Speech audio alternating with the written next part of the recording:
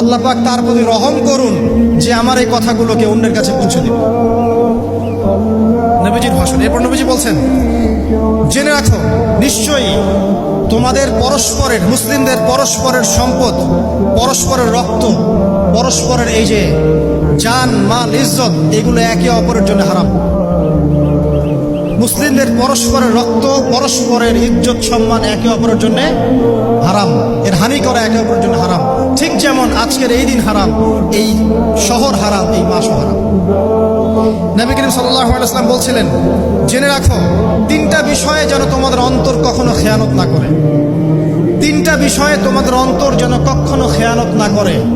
এক, তোমরা যে কাজটাই করবা শুধু আল্লাহ পাকের সন্তুষ্টির জন্য করবে। তোমরা যে কাজই করবে শুধু আল্লাহর সন্তুষ্টির জন্য করবে। তোমাদের শাসক বর্গের কল্যাণ কামনা করবে, তোমাদের শাসক বর্গের কল্যাণ কামনা করবে। 3 নাম্বার, মুসলিমদের জামাতকে আঁকড়ে ধরে রাখবে, মুসলিমদের ইউনাইটেড কমিউনিটিকে আঁকড়ে ধরে থাকবে। এই তিনটা বিষয় পালনের ক্ষেত্রে তোমাদের অন্তর যেন খেয়ানত না করে।